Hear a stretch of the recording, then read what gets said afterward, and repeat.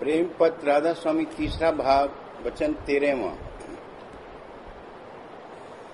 राधा स्वामी दयाल के चरणों में किसी न किसी तरह की प्रीत और भाव और सेवा और यादगारी का फायदा। दुनिया के जितने काम हैं सब प्रीत और शौक से किए जाती हैं। जिस काम में कि किसी की प्रीत और शौक नहीं होता है वो काम दुरुस्ती से नहीं बनता है, और जिस तरफ जिसकी प्रीत होती है उसी तरफ उसका झुकाव रहता है। जहाँ जिसकी गहरी प्रीत है वहाँ आपस में मेल भी जल्द जल्द और बार बार होता है, और वहीं एक दूसरे के वास्ते तन मन धन भी खुशी से लगाता है। इसी तरह परमार्थ में जिस किसी की प्रीत आई वो कुल मालिक राधा स्वामी दयाल और उनके प्रेमी भक्तों के संग की चाह उठावेगा, और जब जब इत्तेफाक से उनका सत्संग मिलेगा बहुत खुश होकर उसमें शामिल होगा और दर्शन और वचन का रस हासिल करेगा, और उनकी परमार्थी किताबों को बहुत शौक के साथ पढ़ेगा और सुनेगा। ये प्रीत प्रेमियों के संग और उनकी किताबों के पढ़ने से पैदा होगी और बढ़ेगी, और जिस कदर तबीयत शौक के साथ इस काम में लगेगी उसी कदर दुनिया और दुनियादारों की तरफ से हटेगी। कुल रचना में कुल कार्रवाई प्रीत और शौक की है। सो जिस किसी को परमार्थ में थोड़ी बहुत प्रतीत के साथ प्रीत आई उसको उसी मुआफिक वहाँ रस और आनंद मिलेगा, और उसी कदर उससे वहाँ की कार्रवाई बनती जाएगी। कुल मालिक राधा स्वामी दयाल ने जीवों के हाल को मुलाजा करके निहायत दया के साथ ऐसा हुक्म फरमाया कि जो उनके चरणों में थोड़ी भी प्रीत और प्रतीत लावेगा तो भी उसका किसी कदर फायदा परमार्थी इस जन्म में हो जाएगा, और आइंदा की तरक्की के वास्ते सिलसिला जारी हो जाएगा, यानी वो प्रीत दिन दिन बढ़ती जाएगी। और राधा स्वामी दयाल ने तरीका अंतर्य अभ्यास का ऐसा सहज जारी फरमाया कि उसको हर कोई थोड़ा या बहुत आसानी से कर सके और अपनी प्रीत और प्रतीत के मुआफिक उसका फायदा यानी रस और आनंद जीते जी देख सके, और सत्संग करके उस प्रीत को और उसके साथ अभ्यास भी बढ़ा सके। राधा स्वामी दयाल की इस कदर दया और मेहर जीवों पर है कि जो थोड़ी बहुत सचोटी के संग बाहर का सत्संग और अंतर में अभ्यास थोड़े शौक के साथ शुरू कर देवें तो वे दया से उनको अंतर में परिचय देकर उनकी प्रीत और प्रतीत बढ़ाती और घट में थोड़ा बहुत रस और आनंद भी बख्शते। अब जिस किसी को दुनिया और दुनियादारों का हाल और वहाँ के सामान और पदार्थों की कैफियत देखकर राधा स्वामी दयाल के चरणों में जो कि जीव के सच्चे हितकारी और दमदम के संगी और मददगार हैं गहरी प्रीत आई, वही एक रोज गुरमुख का दर्जा पावेगा और उनकी पूरी दया अपनी निस्बत अंतर और बाहर परखता जावेगा। बाकी जीवों को जिस जिस दर्जे की प्रीत उनके चरणों में होवेगी उसी कदर फायदा उनको हाल में मालूम होवेगा, और आइंदा वे भी अपने शौक और प्रीत के मुआफिक नंबरवार गुरमुख बनाए जावेंगे। इस वास्ते कुल जीवों को मुनासिब और लाजिम है कि जहाँ और सब काम दुनिया के करते हैं वहाँ थोड़ी बहुत प्रीत और प्रतीत कुल मालिक राधा स्वामी दयाल के चरणों में और उनके सत्संग और प्रेमी भक्तों में लाकर थोड़ी बहुत कार्रवाई परमार्थ की यानी बाहर का सत्संग और पाठ उनकी वाणी और वचन का और अंतर अभ्यास सुमरन और ध्यान और भजन का शुरू कर देवें। तो रफ्ते रफ्ते उनकी प्रीत और प्रति दुनिया का तमाशा देखकर चरणों में बढ़ती जावेगी और जीते जी उसका फायदा उनको नजर आवेगा और आइंदा के वास्ते तरक्की का सिलसिला वास्ते हासिल होने सच्ची मुक्ति यानी पूरे उद्धार के जारी हो जावेगा कि जिससे एक दिन दुख सुख और जन्म मरण के चक्कर से सच्चा छुटकारा हो जावेगा। जो कोई किसी किस्म का नाता यानी प्रीत थोड़ी या बहुत राधा स्वामी दयाल के चरणों में जोड़ेगा या किसी तरह से उनके किसी सच्चे प्रेमी भक्त से प्रीत और मेल पैदा करेगा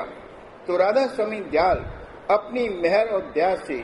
उसका भी किसी कदर कार्य इस जन्म में बनावेंगे यानी उसके जीव का थोड़ा बहुत कल्याण हो जाएगा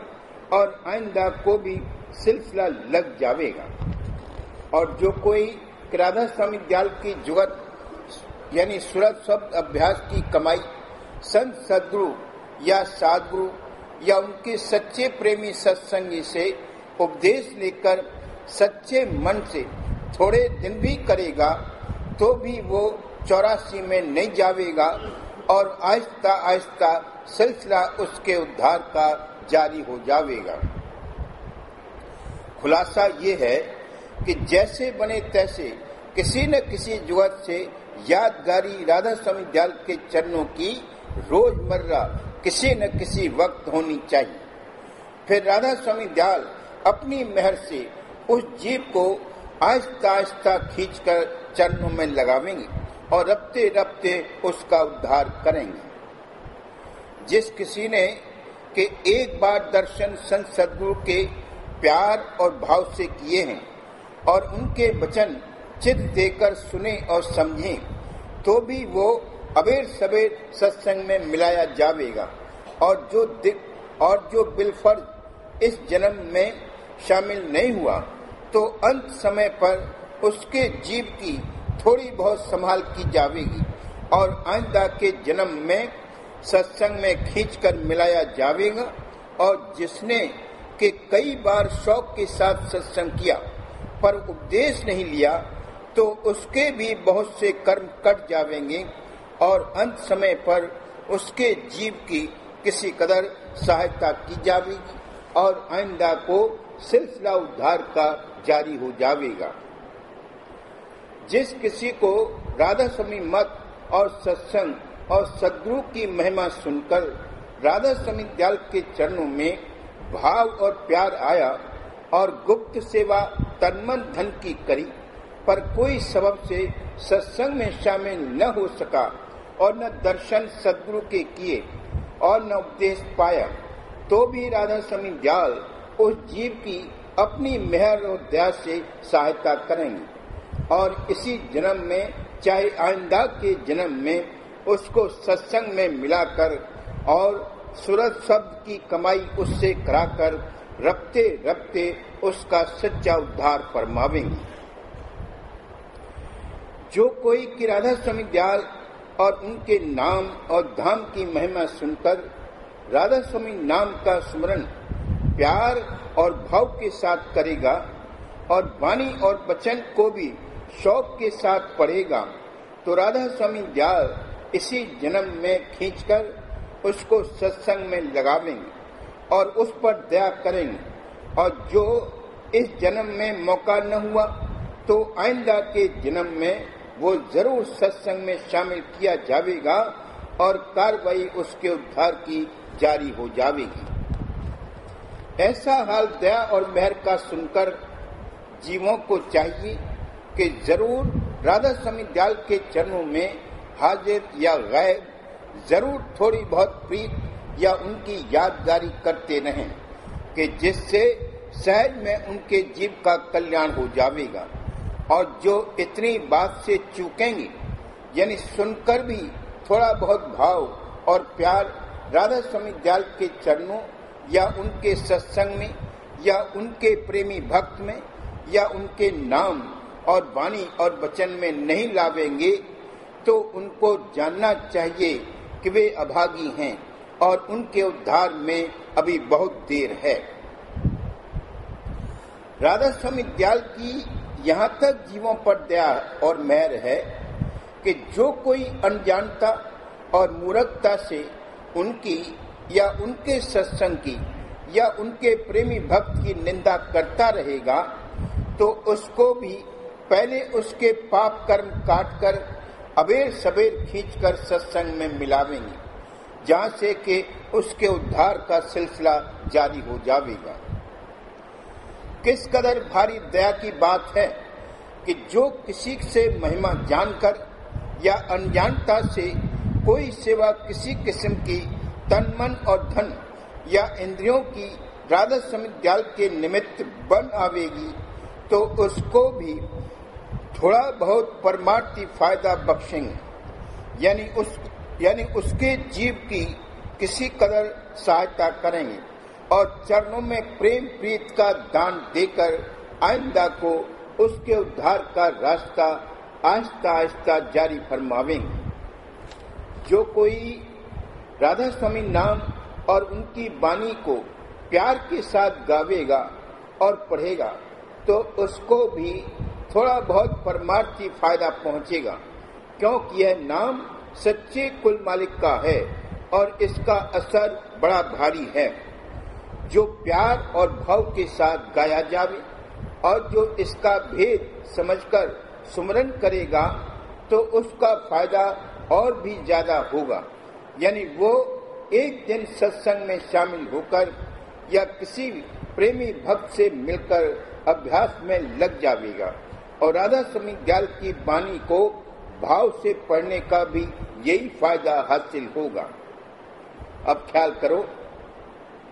कि जो लोग प्रीत और प्रतीत के साथ नित्य सत्संग और अभ्यास करते हैं और तन से, मन से और धन से जिस कदर मुमकिन है नित्य सेवा करते हैं और राधा स्वामी दयाल की दया और मेहर को अंतर और बाहर नित्य अपने ऊपर देखते हैं और परखते हैं, उनको किसी कदर भारी दर्जा और मुकाम हरेक की लगन के मुआफिक बख्शिश फरमावेंगे। और सत्संग से मतलब ये है कि जहाँ कितने ही प्रेमी भक्त राधा स्वामी दयाल के मिलकर वाणी का पाठ और अर्थ और चर्चा करते हैं और जिसको ऐसा सत्संग प्राप्त नहीं है वो आप अपने घर में प्रेम के साथ समझ कर वाणी का पाठ करता है या अपने कुटुंबियों के साथ चर्चा करके राधा स्वामी मत को समझाता है, ये भी सत्संग में दाखिल है।